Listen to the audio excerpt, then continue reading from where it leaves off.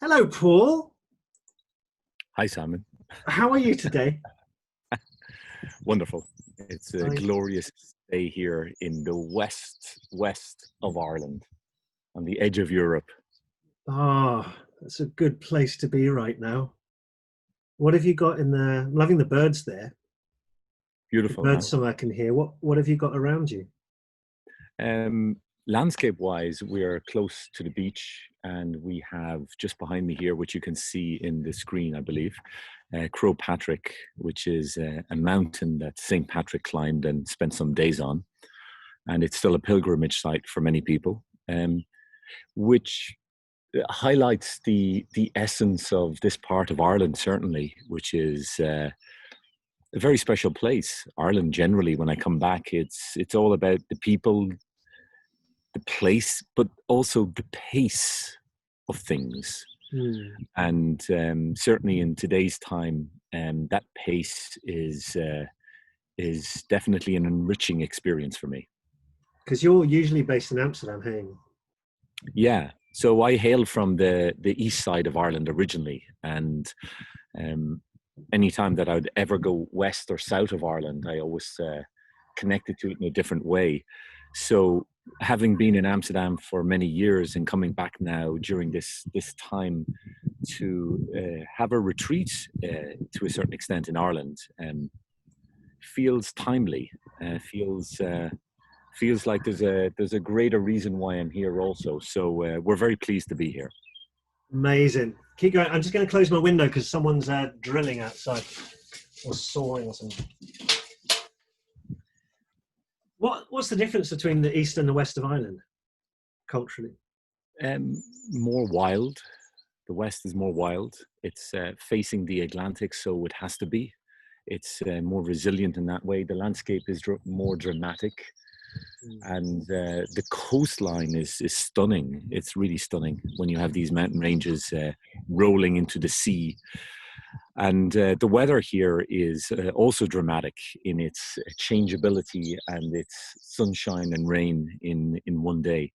There's a saying about this mountain here, and they say that if you can't see the mountain, it's because it's raining.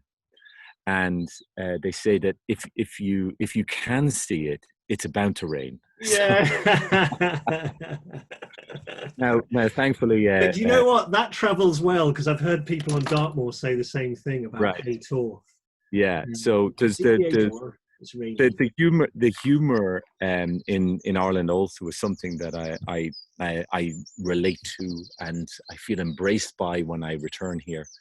And certainly in the times that we're facing, I feel that humor, done correctly, is one of the greatest tools that we have to deal with what we're dealing with. Um, Humor frees the mind. It frees us from creativity. You won't believe it, but a hare is just running past me up the garden. That's quite remarkable. There's a large hare just running by me up the garden. Gorgeous. Are we ever going to get you back? I don't think we're ever going to get you back. I think you're just going to. That's lovely. There you You're go. going to He's be run off stuck there with into. your lengthening beard. There you go. He's run off into the trees up there. Hmm. Sorry, where were we? I was just saying you won't ever come back. You're just going to be there with your lengthening beard and your. No, it's we're blessed. We're blessed to be here during this time. We have space around us while many people are facing very different circumstances, Yeah. being in their apartments and so on. So what's No, that? I no, mean, beautiful here. It's really beautiful. you've got two kids there, Hmm. Two girls. two girls. Have you got much space around you for Oh sort of? yeah, we've got a very large garden here, and then we're walking distance from the beach. So no, we're Yeah, blessed but I where mean, we. in terms of sort of time for contemplation, like spaces in, yeah, for your thoughts to kind of settle and Yeah, to ruminate, we're to we're meditate. I feel like all of us have entered a new phase of life, Mm. whether consciously or subconsciously, or whether deliberately or whether we're being forced to do so. Our sense of self-reflection has grown, and some of us might be somewhat trained to do that, or used to do that, or want to do that, while many people, as I say, are being called to do that in ways that they've never been called before. And I believe that that's a very good thing generally. If we go back to Delphi, know thyself, and if we want to talk about our next steps in our world, know thyself, to grow thyself. So we need this cocooning period globally to be able to reflect and do things differently. One of the challenges I think we all need to overcome is the narrative that we're going back to business as usual in 3 months, 3 weeks, or 3 days. I think that that's a wrong narrative. We shouldn't be going back to business as usual. We should be going back to business and with a heightened sense of responsibility and a deeper sense of meaning. So business as usual needs to be reflected upon in this time, and we can gather ourselves to face it in a different way. Beautiful, beautiful. I was chatting with Brian. Oh, yes. A couple of days ago, Brian Fitzgerald, who's our dinner partner in Amsterdam when we have our storyteller supper. Yeah. And he was saying that the conversation was around the widening sense of value that the crisis has given us. Is that the economy is no longer the almighty God that we bow down to. Mm-hmm. And the decisions have been made. And even I heard Matt Hancock, the UK Health Secretary, on the radio this morning saying, like, I will not allow, as important as the economy is, it's not more important than health, which is a huge statement to hear. And it's the right one, but it's still, that is the change that we've gone through in such a short amount of time.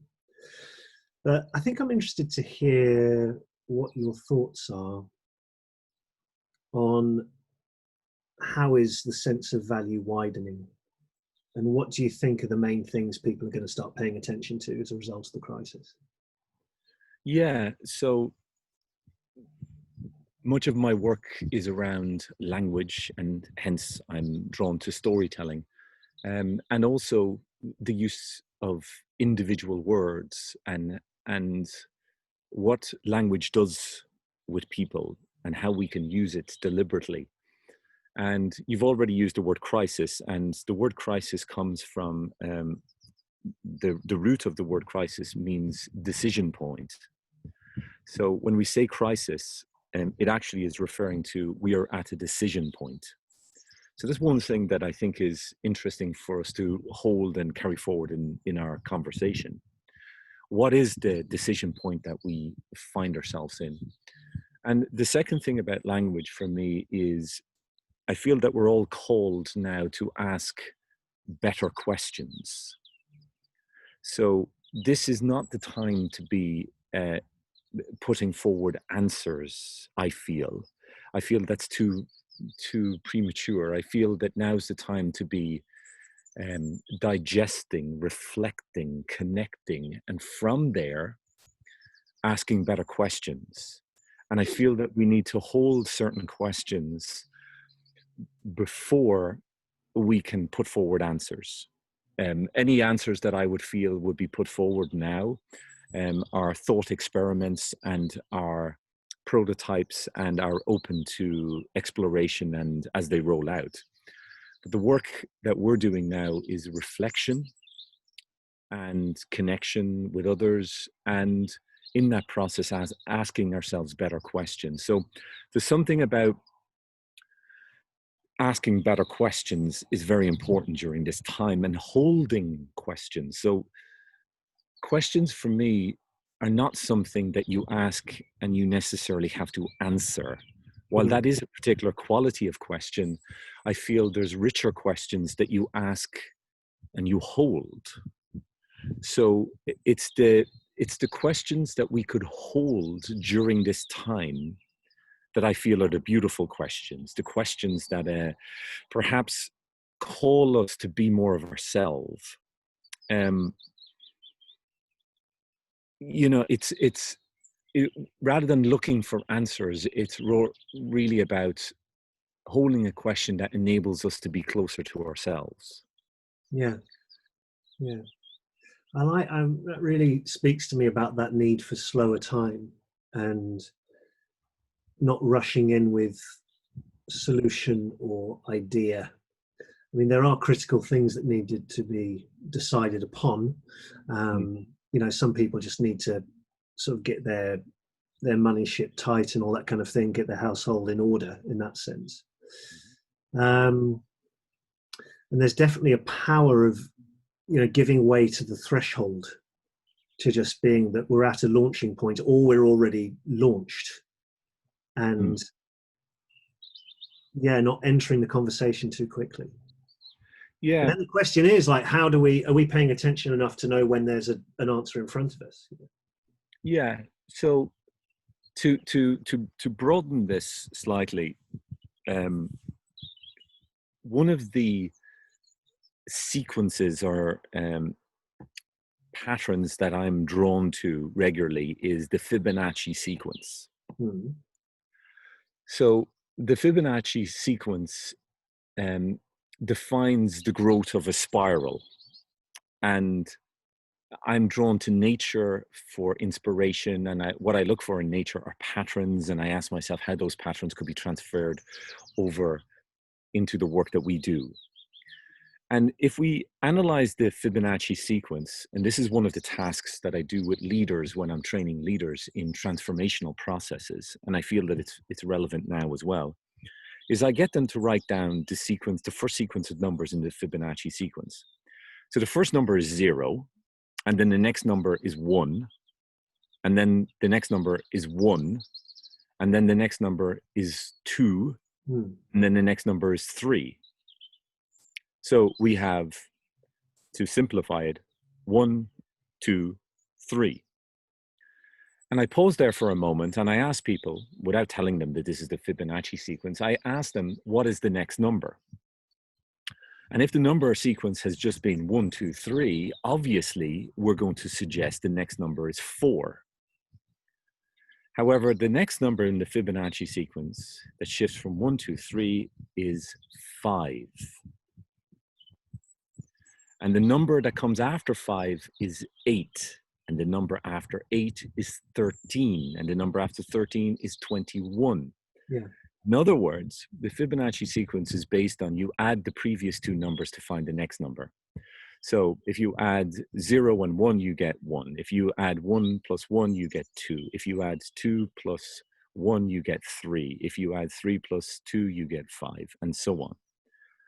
The reason that I do this is to highlight that if we're speaking about growth, and I believe Fibonacci is a great model of growth, if we look at growth, growth is non-linear, which means that the next level of growth for humanity is not to go 1, 2, 3, 4, but rather 1, 2, 3, 5. So what I'm trying to suggest here is that we're working with assumptions that business as usual is to do the next thing, whatever we would be doing next. Right, rather so get back to work. Just get back to work. Just get back to work. You know, how many people I speak to when they're longing just to get back to work. And when I dive a little bit deeper with them, we do uncover, well, actually there's aspects of what they're doing today that they want to carry forward. So when they do go back to work, they want to do it differently. So the idea of that phase change in the Fibonacci sequence from 1, 2, 3 to 5 means that we need to, if we're speaking about growth, growth is nonlinear, and it requires us to perhaps go into this cocoon to come out the other side to be the butterfly. So the caterpillar goes into something to change and then comes out the other end. And there's many other examples in nature where this happens, where growth is not linear, but it's non-linear. Okay. So, oh yeah, you want sorry. to go? No, that's just to kind of give a frame as to, if we speak about what people are going to go into, I feel that we shouldn't be going into number 4, which was the same of the sequence, which is 1, 2, 3, 4, but rather we're going into 1, 2, 3, 5, Yeah. which is a higher level of awareness, shall we say. What does that involve? What's a higher level? What does that involve for you? Yeah, it's the idea about being present. So there's a lot of work that's going on with my friends who practice yoga and practice mindfulness and meditation and various forms of that discipline. And there's a lovely quote that came out of it, and it was, there is not needed as long as you're fully here. So the there, the out there, the longing to be there, the longing for something is not needed as long as we're present, as long as we're here. Yeah. And we're all, in a sense, longing to be back in that cafe we could mingle with other people. We're all longing to be there somewhere else that we could travel again. Whereas there's richness in the moment now, in the here. So for me, there's this coming home. There's this idea about being present. It is not about what we're doing, but who we're being. So, you know, we can bring this conversation back down to more practical things if we want. Where like this has that. already gone very quickly. This is really interesting. Yeah. Well, it's the question is not how should I do something, but rather how should I be? Mm-hmm. That's the question for me. One of the questions I'm holding. Not what should I do, but how should I be? And that is something that I'm working on by myself. And it's something that I'm working to carry forward in what I'm doing next. That sense of presence, that sense of being, that sense of, and wrapped around that is a higher sense of questioning. The quality of our questions define the quality of our work or the quality of our output. The quality of holding the right level of question, I feel, is a driving force and is an attracting force. So I want to answers all too often. It's really interesting when you're talking about how shall I be. How would you articulate the transition in your sense of being from, say, 4 or 5 months ago to now? What words would you put to that? Yeah, great question. I'm not sure if I can articulate it. There's a feeling that I have, and the feeling is around the difference between understanding something and finding meaning. So it's the difference between the head and the heart. It's the difference between prose and poetry. It's the difference between being very cognitive and strategic and being present and being in meaning and being in poetry. Now, of course, it's the connection of all of this that is the real sense of wisdom and the real journey that we're all on. But there's something there around the difference between prose is by definition based on a straight line, logic, argument, a logical sequence to reach a level of understanding, whereas poetry has a flow, is personal, and for me is all about meaning. So I'm not sure if I've answered your question. No, I do. I love that. And just as you're talking, I'm thinking that sort of poetry is the responses that come when you put yourself in a position of uncertainty. And there's something there about allowing the not knowing, allowing the emergence. I've often said that, like, you know, that most of my work is actually in the business world and in the corporate world. And a lot of the work I do there is to implicitly bring poetry into their work, because poetry has meaning in it. And poetry has this individual point where people are moved to connect to something for themselves. And in doing so, connecting to something greater. We're only ever moved when we're connected to something greater than ourselves. And every organization wants employees to be engaged. And we could use other business language around that. And very simply, it's a very human language of finding meaning in our day-to-day activities. So there's a shift, perhaps, in the difference between cognitive understanding and heartfelt meaning that I'm going through personally. That's lovely. I'm so happy you got the space to do that. Just yeah, that you've found yourself in a location where you've got that land around you, which is in itself this wonderful presence. Every time we call, it's like this, you know, the hills come roaring towards me, the birds are singing, you know, Ireland, whatever, you know, Ira. Ireland is definitely a special place. Yeah. Tell me more about that.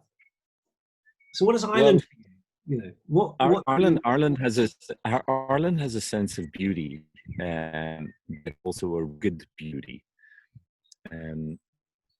Yeats talked about the terrible beauty of the world, which for me is fantastic, because often we mistake that beauty is only loveliness, as opposed to also the horrors that we need to go through to give our life meaning. So there's something about a depth of understanding of words here, and a depth of understanding of language, and a depth of meaning. So for example, I've often believed that the word happiness is not the right word for what we want to seek in life. So happiness, by the way, the root of the word happy means to be lucky, which is quite interesting. really? Lucky. Really? Yeah, to be lucky. Yeah. So, but what I find I love is that, because in Ireland, like, luck is like, you know, you're smart, you're clever, you're intelligent. Lucky is also this kind of like, it's a quality that you have, you know. Yeah. You can be physically strong, but you can also be lucky. That is, it's a character trait. And indeed, you bless people, which is a lovely thing here. There's a blessing quality to this country. You can bless people. What do you mean by that? Well, hang on. Let me just go back to. We'll hold blessing for a moment, but let me go on to elaborate on what I mean by happiness. Interrupting your train of thought. No. We're ebbing and flowing. That's perfect. The happiness for me is not the right word. Joy is better. Joyfulness. For me, joyfulness has a depth to it that includes suffering. And the most wise people I've met, or the most spiritual people I've met, and by the way, those things go hand in hand for me. When you meet a truly spiritual person, they're incredibly joyful. And for me, that sense of joyfulness with them, in them, includes suffering. It is not all happiness on the level of there's a depth to it, and that depth of joy includes happiness and suffering. As we know, that suffering in life is part of life. Now, I'm referring to the greater context that we all have in our arc of life, of where we will lose loved ones and so on. And that's part of life. And to embrace that is pure joyfulness, not happiness. So happiness feels like it's too shallow. I get what you're saying. So it's not being oblivious. It's not closing your eyes and ears to suffering, but it's realizing there's a deeper layer to experience, which is in itself joy. Yeah.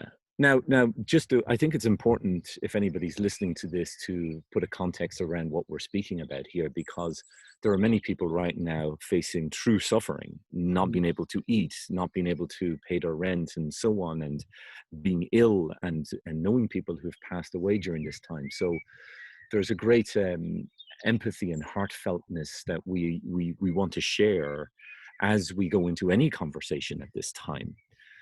So that's why I use the word joy, because happy feels shallow. Joyfulness seems rich in that sense.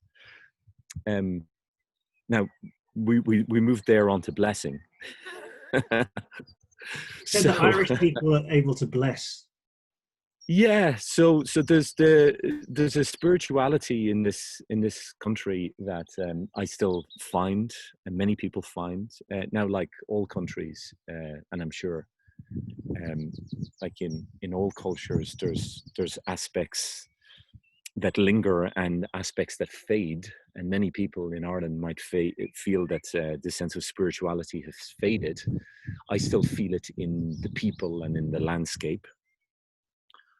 And because of that, and in stories, and in the humor, and the I don't know if I told you this in one of our previous conversations, but the joke was that somebody was walking on the beach the other day and they bumped into God. They said, "God, what are you doing here in the west coast of Ireland? What are you doing here?"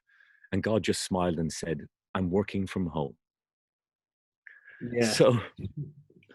So this sense of playfulness and this sense of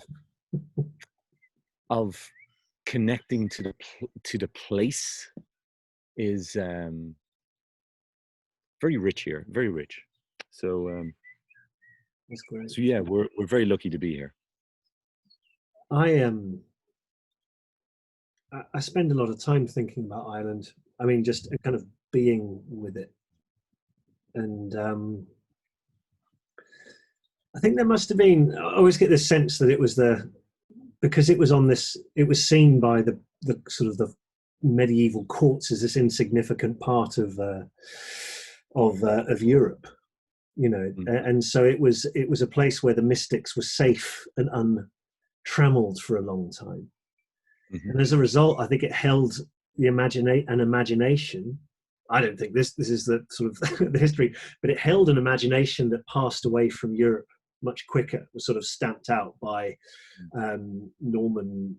I'm going to call it Normanism, by the Norman courts, and part of that was oral transmission, wasn't it? I mean, it was the sort of the oral traditions are very strong here. Yeah. And because of that, there's a natural poetry that just leaps to everyone's lips. And my dad used to travel over to Dublin on his business trips, and he would always listen to the first thing he'd get in a taxi and start listening to the radio. And he'd just say the talk shows are just the phone-in programs on the radio, the most entertaining things that you ever hear. Everyone's got a point of view.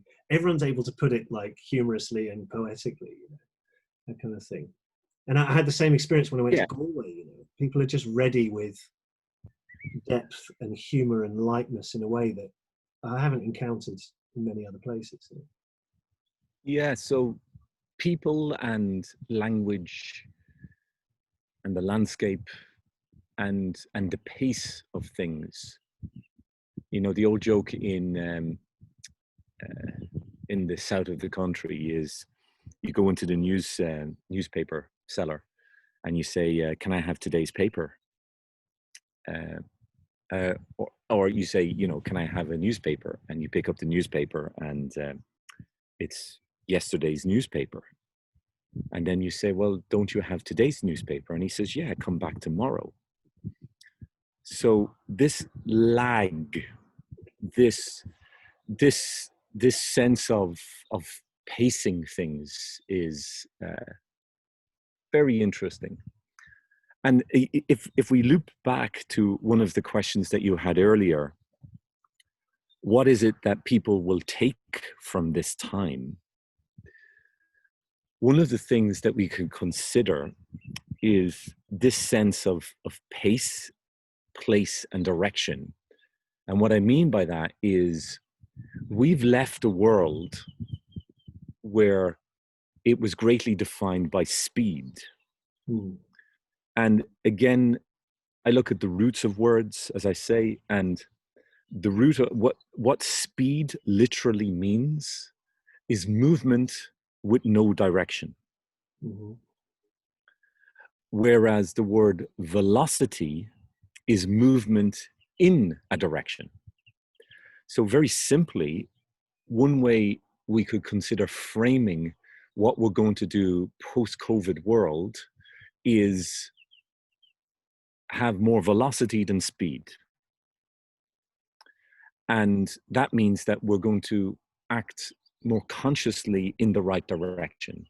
We're going to also stop doing certain things and start doing other things. We're going to be more reflective on what's important for us now and where we want to be. So that shift from speed to velocity is what's important. And the interesting thing about the velocity is it doesn't matter how fast you're going once you have velocity, because you're moving in the right direction. Whereas if you were speeding but have no direction, it doesn't matter how fast you're going.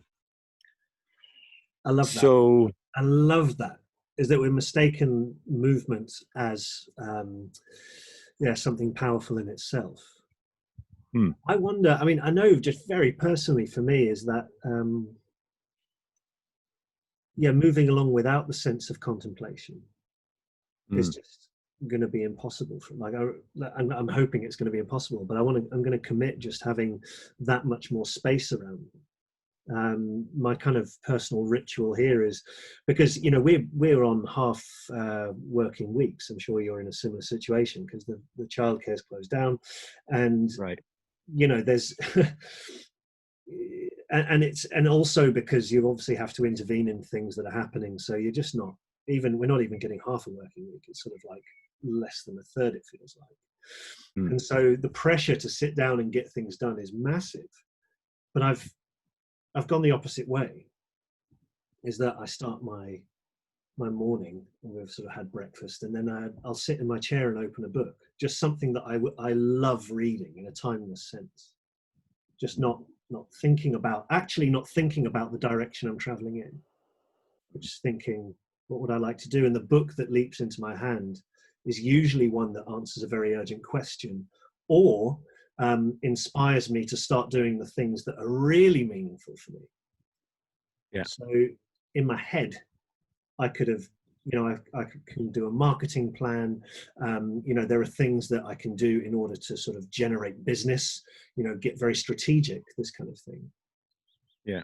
But through the slowness and then this demand actually to be contemplative and poetic, it's often poetry or people writing about stories or the stories themselves that I'm reading.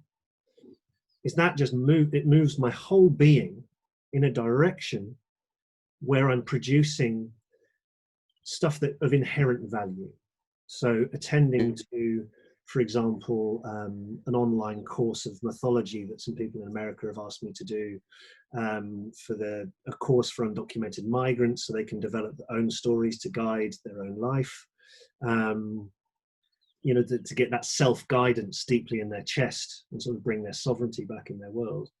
And it's the stuff that if I thought like, look, I've got no bills to pay, this is what I would do regardless of economic consequences.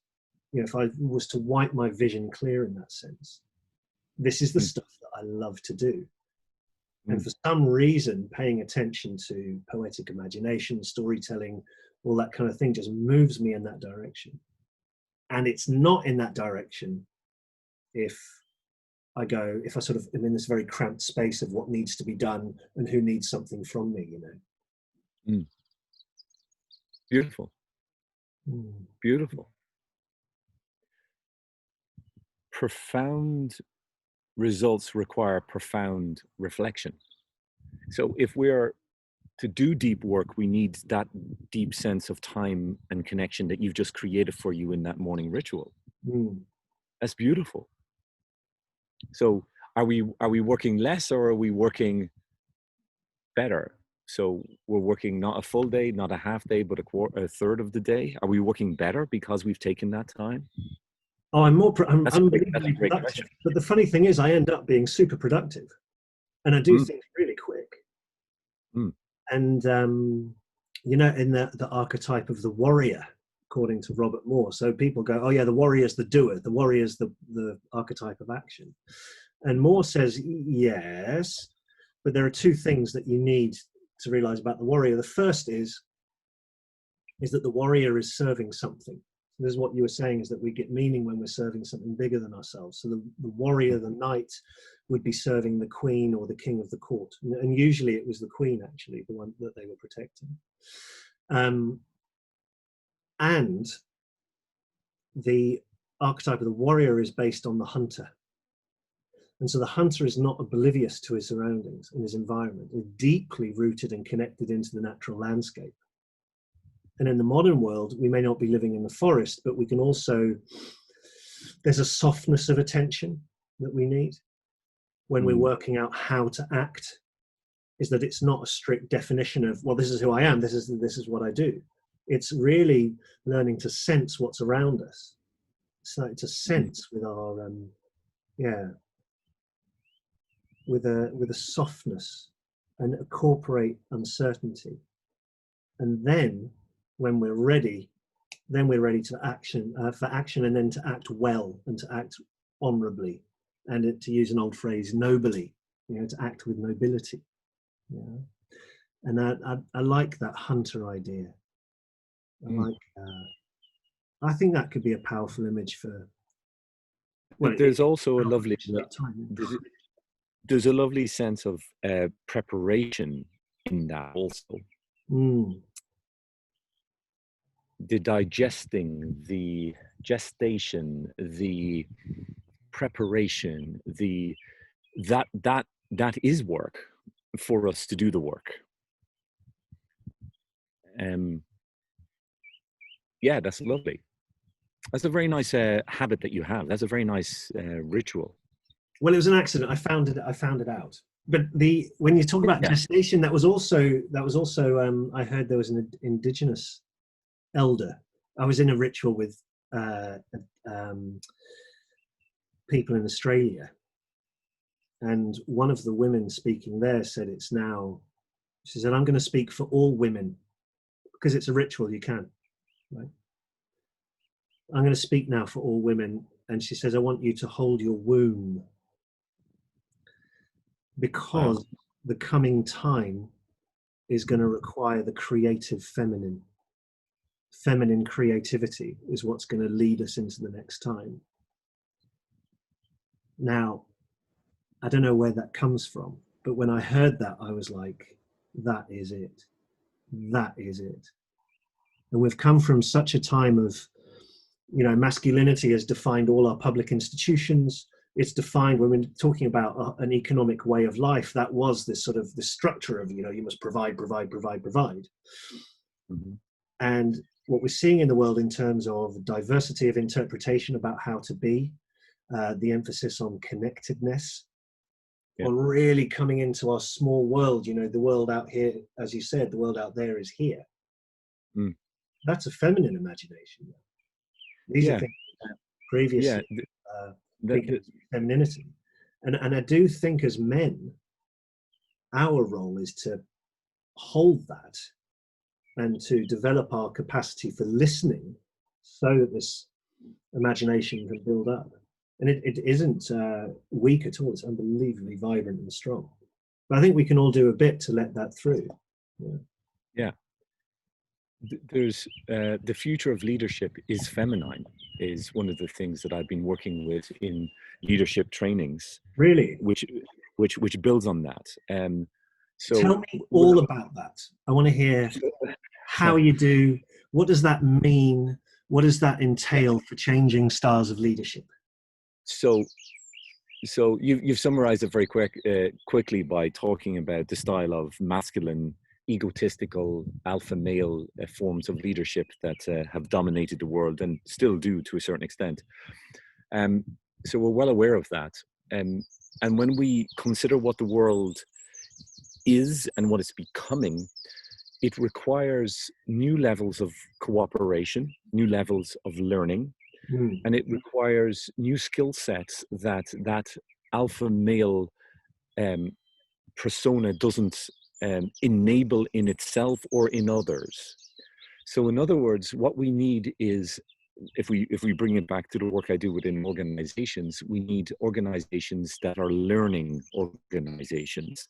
And a learning organization means that it doesn't set itself up to say, we know everything right now.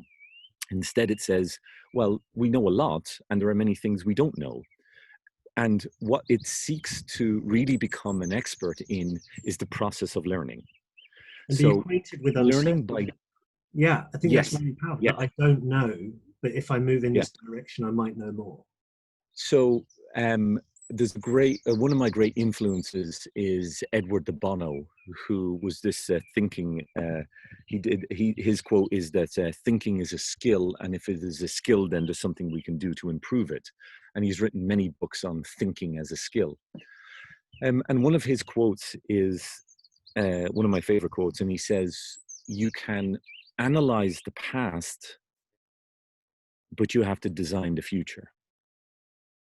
So we primarily have been educated in analysis, analyzing the past. So what already exists and therefore what we could learn from it. And that's very valid and that's very useful, and we still need to continue that. Mm. However, where the world has been, and certainly is today, is we don't know anything from the past that can solve necessarily the complexity of today. While there are things we can learn from the past and where there are certain patterns we could carry forward, we fundamentally need to go into a new way of living and working, which is about designing the future. And designing the future is designing with uncertainty, designing without all of the information in place, working with complexity, working in a systemic way, and working. And therefore, all of that work requires us to form new levels of cooperation that we are not yet skilled in. So what we need are new leaders, and we can look into the definition of a leader after this if you wish. But what I believe is we need new leaders who are not dictators in the sense of an alpha male, I'm going to tell you what to do and you follow me, Yeah. but rather we need leaders who are facilitators. Yeah. So facilitators are people who are experts in working with groups of people, so they work with the knowledge within the group to form new knowledge in the group, so that something is emergent from the group of people. If you tell people what to do, you get very little room for emergent knowledge to come from that interaction. Whereas when you facilitate groups of people through processes of learning, new knowledge emerges, and you have the 1 + 1 = 3 scenario, or 1 + 1 + 1 = 111 scenario. It's an exponential possibility. Mm-hmm. So the future requires us to work collaboratively in complex systems that are unknown, uncertain, without all of the information in place, that are fluid, etc., etc. All of that dynamic in the world requires us to act, think, and behave differently, which needs new levels of leadership, which is fundamentally about facilitating. So, And what are the skill sets of facilitation? Okay, go. Feminine qualities. Right. Feminine. We need to listen. We need to be empathetic. We need to be able to encourage. We need to even build in 4-letter words that business is so uncomfortable with, such as care and love. Yeah. As leadership qualities. So just to refine, and then I'll stop this little piece. Just to be specific, the future is feminine qualities mixed in with other qualities we have. The future does not mean that it's just about female leaders. And if anything, there's a call to women out there to be more, we need more female leaders for sure. And unfortunately, most of the female leaders that we have are not good examples of feminine leadership. They've actually become more men than men. So some of the most successful female leaders of the past have developed male qualities rather than feminine qualities. So we also have to look at new new models and find ways for that feminine strength to come to the forefront, as you said. And I think it's also, let's focus on the qualities and not worry whether they're feminine or not. Like the, as you For say, sure, quality of for sure. cooperation exists, is it, that's degendered. Yes, for And sure. you see what I mean? There was, Yeah, I mean, I think, and I think that stops the kind of, yeah, I don't know, sort of the ownership, because it's always that, you know, the Jungian perspective is that, and kind of the ancient perspective is that male and female is resonant. It's everyone's responsibility to balance that within yourself. yeah, That, like, men don't be all masculine. That's a mistake.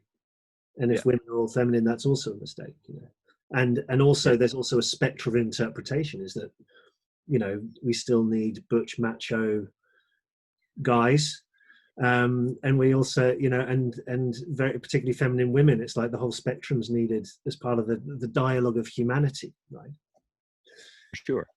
What I'm interested in is, in a situation where where you're facilitating cooperation, Mm, and and a lot of cooperation comes from listening to people individually and listening to their needs. mhm. What do you say to leaders that have trouble providing direction in that situation? So Because say that everything's again. very sort of consensual, and hey, I'm here listening to you. I'm going to listen to all you guys. Let's hear what everyone says. Okay, which way shall we go now? You know, what do you say to? Couldn't you be too accommodating? Yeah.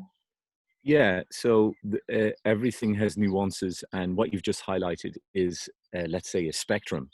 And on one side, I just listen and I don't give any direction. Mm, And then on the other side of the spectrum, I'm telling people what to do with no choice, and there's no listening involved. So yeah. that's a spectrum, and of course, it's all about balance. You know, so one of the key things that's going to happen as we move forward, whatever we're going to do, is balance and understanding of the nuances that each context calls us to appreciate. So it's often not either or, it's often and that we will be dealing with. Um, it is a skill that, as humanity, we are incredibly poor at. We are incredibly poor at collective action.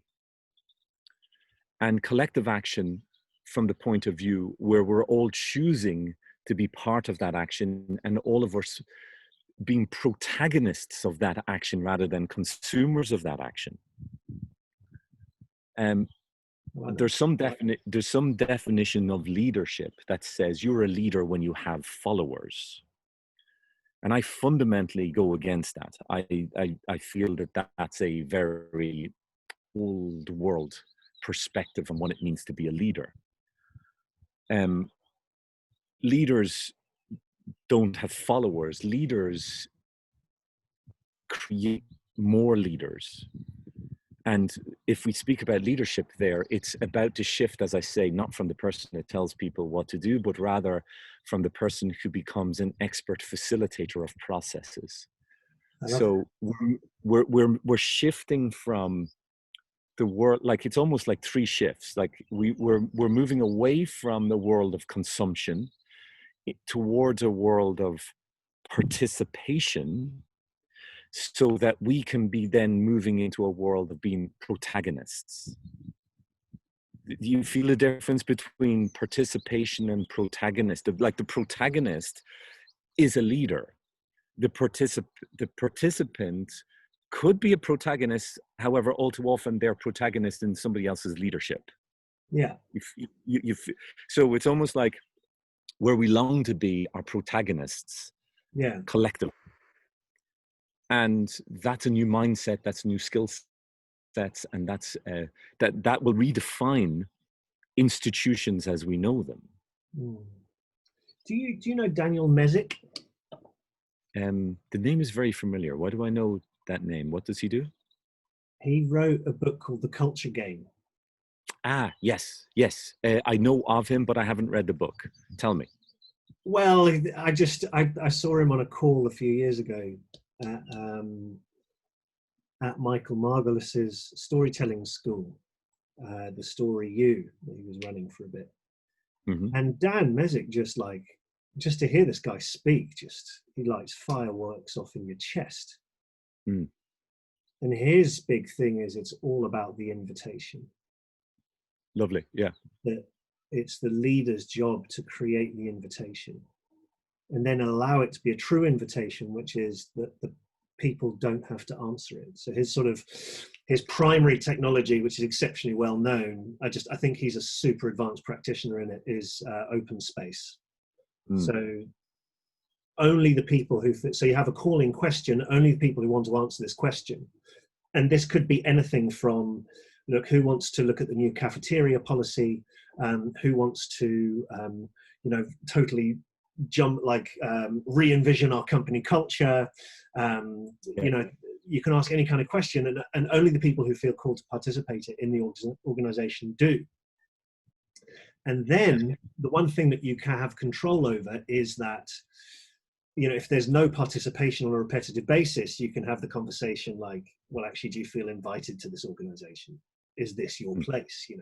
And not yeah. in a belligerent way, but in a way that you can say, is this something we should keep doing? Is this working Mm, for us? But yeah. Beautiful. his next step is leadership storytelling, which is Mm, a subject close to both our hearts. yeah. And his very sort of beautiful phrase is that it's the job of the leader to provide a story that the, I want to say worker or staff, but that his team feels the hero of.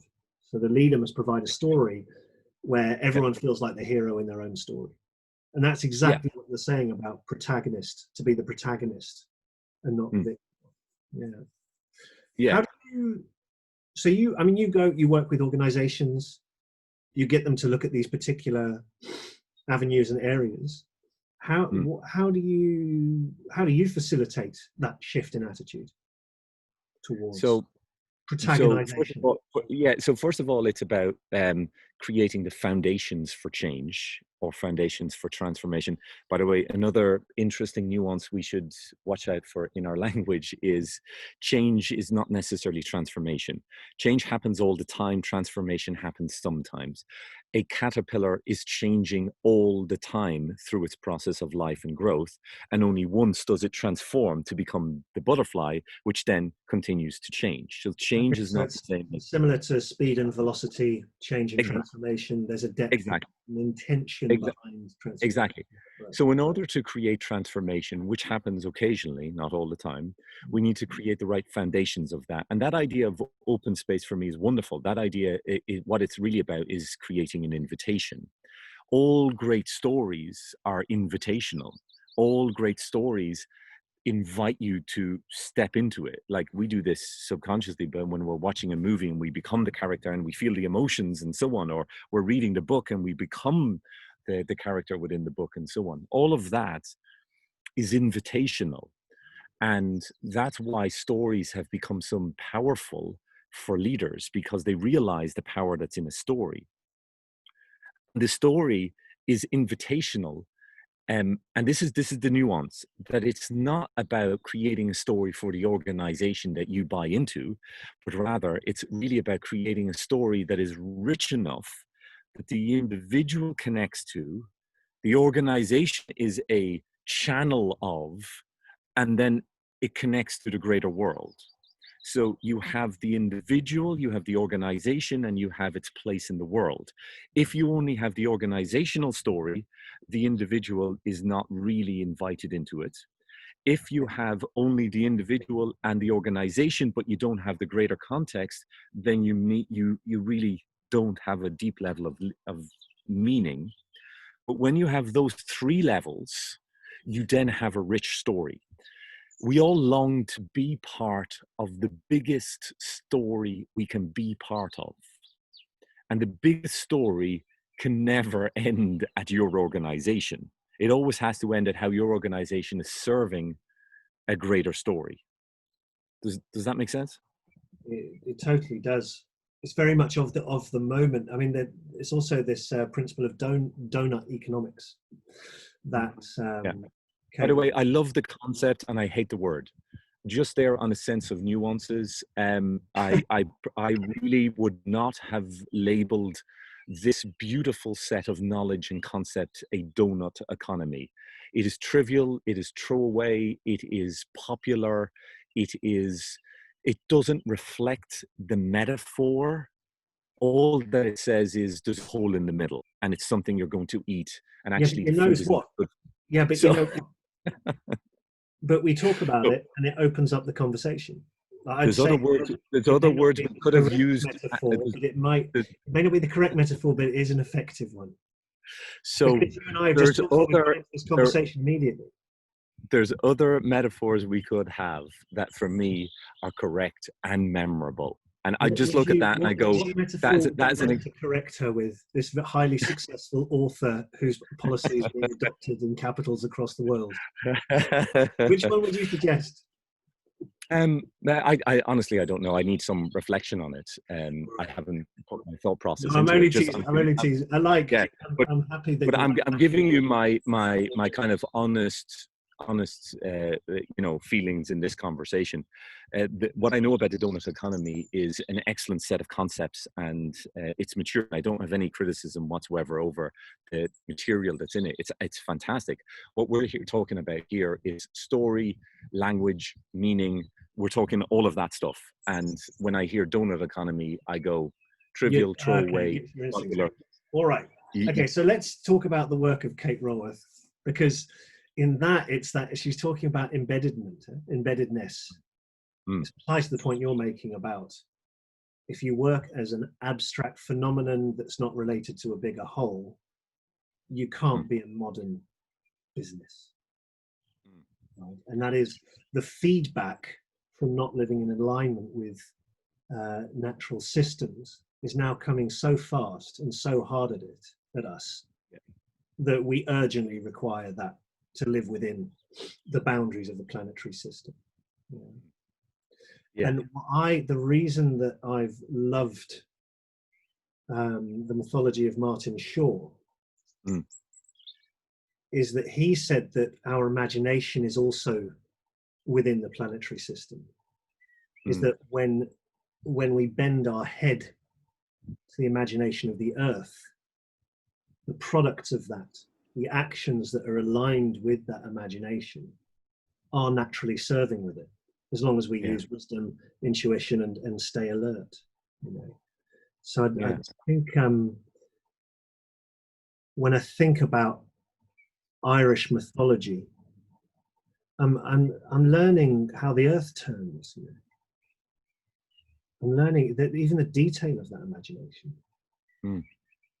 There's that lovely in the story of the Tuatha De Danann. It's kind of like this mega myth, the Battle of Moytura, and there's a boy called Bress, and it said that Bress will be beautiful, and it said, as he will be beautiful as all things are beautiful, field and fortress, ale and candle, man and woman and horse. Great. And there's like, you hear that list and you're like, you're all mad. And at the same time, there's a simplicity and a beauty that holds them together, in between the story themselves, that it just, that genius was held by the land that you're sitting on. And whenever I go back there, whenever I go back into that story, like my own priorities are made clear. The depth, the wealth, the literary wealth held in that soil. So I think it's how we can retie the system. I do see mythology as one way to retying the system back to itself, retying humanity back into the larger order of things.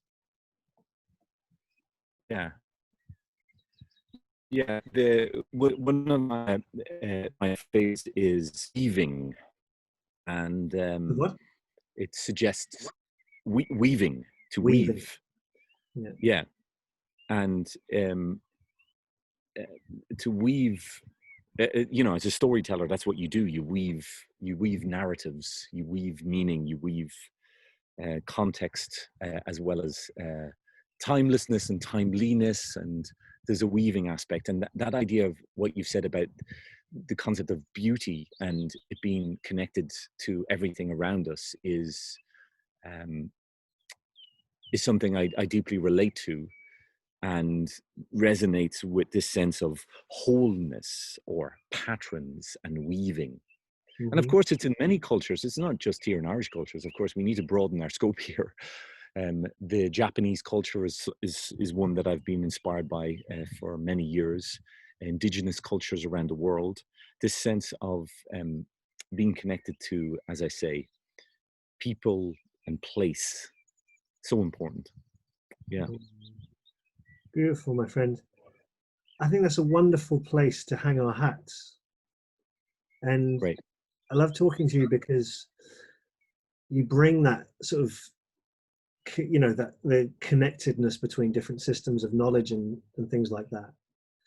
And but there's also, in terms of this conversation series, there's a diversity, because Mm, a couple of weeks ago I was talking to Jan Blake, you know, premier oral storyteller, very mm. much in her own wisdom, but also, you know, an artist.